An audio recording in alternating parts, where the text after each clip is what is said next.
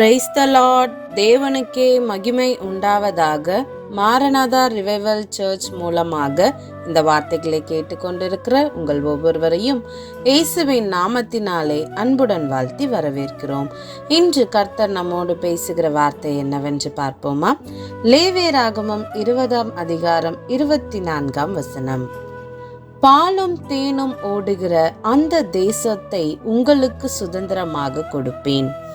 ஆம், என் அன்பு சகோதர சகோதரிகளே, இன்றைய வேத வசனம் தேவனின் வாக்குத்தத்தத்தை பற்றியும் அவருடைய ஜனங்களுக்கு அவர் வைத்திருக்கும் ஆசீர்வாத திட்டத்தை பற்றியும் பேசுகிறது. பாலும் தேனும் ஓடுகிற அந்த தேசத்தை உங்களுக்கு சுதந்திரமாக கொடுப்பேன். இது தேவன் தமது ஜனங்களுக்கு கொடுத்த ஒரு மகத்தான வாக்குறுதியாக இருக்கிறது. இஸ்ரவேல் மக்கள் அடிமைத்தனத்திலிருந்து வெளியேறி வாக்குத்தத்த தேசத்தை நோக்கி செல்கின்றனர். அந்த நேரத்தில் அவர்களுக்கு முன் தெரியாத பாதை, தெரியாத எதிர்காலம்.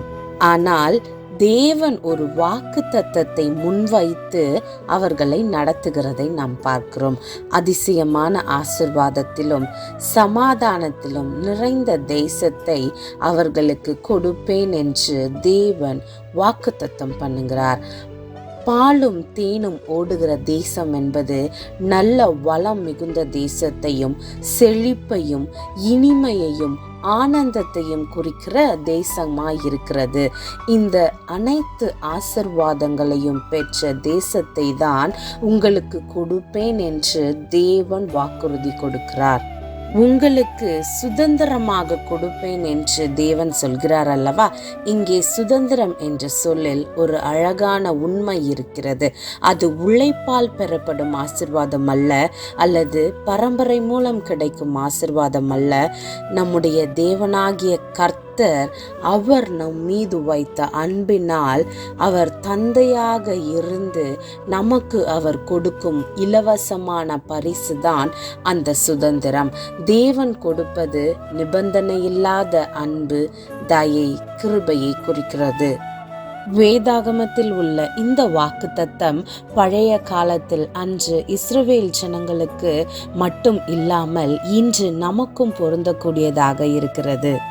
நம்முடைய வாழ்க்கையின் பல பகுதிகளிலும், அதாவது குடும்பத்திலும், ஆரோக்கியத்திலும், வேலை வாய்ப்பிலும், தேவனை அறிகிற அறிவிலும் தேவன் நமக்கு பாலும் தேனும் ஓடுகிற தேசத்தை தயார் செய்து வைத்திருக்கிறார். அது ஒரு வளமான, அமைதியான, ஆசீர்வாதம் நிறைந்த வாழ்க்கையாக நிச்சயம் காணப்படும். ஆனால் தேவன் ஒரு நிபந்தனையை சொல்கிறார். இந்த லேவியராகமம் புஸ்தகத்தில், நீங்கள் மற்ற ஜாதிகளின் அநியாயமான வழிகளிலிருந்து பிரிந்து என் கட்டளைகளின்படி நடந்தால் நான் அந்த தேசத்தை உங்களுக்கு கொடுப்பேன். இதனுடைய பொருள் என்ன? ஒரு தூய்மையான வாழ்க்கை, அவருடைய கட்டளைகளை கடைபிடித்து நடப்பது, அவருடைய கட்டளைகளுக்கு கீழ்ப்படிவது, தேவனின் வழியில் நடப்பது. இந்த காரியங்களை செய்தால்தான் தேவன் நமக்கு பாலும் தேனும் ஓடுகிற அந்த ஆசீர்வாதமான வாழ்க்கையை நம்முடைய வாழ்க்கையிலும் கட்டளையிடுவார். ஆகவே ஒரு ஆசீர்வாதத்தை, ஒரு அற்புதத்தை, ஒரு அதிசயத்தை நம்முடைய வாழ்க்கையில் நாம் சுதந்தரித்து கொள்ள வேண்டும் என்று சொன்னால், அதற்கு முன்பதாக தேவன் நமக்கு வைக்கும் நிபந்தனைகளை கடைபிடிக்கிறவர்களாய் நாம் காணப்பட வேண்டும். அப்பொழுதுதான் இந்த ஆசீர்வாதங்களை நம்மால் பெற முடியும். இப்பொழுது நாம் ஜெபிக்கலாமா?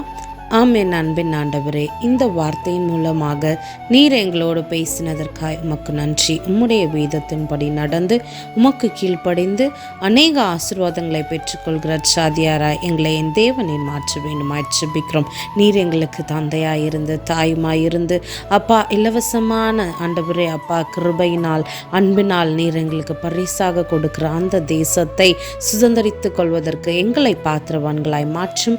நீர் தாமே எங்களோடு இருங்க, வழி நடத்துங்க, பாதுகாத்து கொள்ளுங்க. இயேசுவின் நாமத்தில் ஜெபிக்கிறோம் ஜீவனுள்ள நல்ல பிதாவே.